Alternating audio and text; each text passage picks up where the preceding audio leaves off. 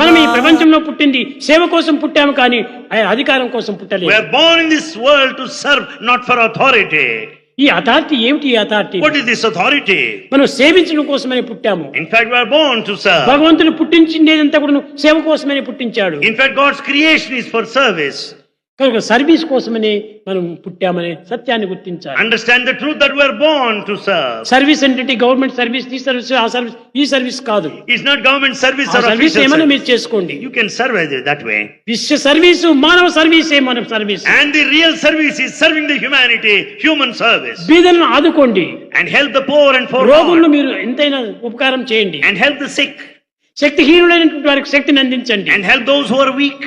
ఊరికి సంపాదించుకొని మన పొట్టలు నింపుకోవటం కోసం You కాదు. earned and amass wealth and just go by that money. బయట కూడా పొట్టలు ఉన్నటువంటి వాళ్ళు కోట్ల మంది ఉన్నారనేటువంటి సత్యాన్ని గుర్తించాలి. Understand there are many poor and needy people outside.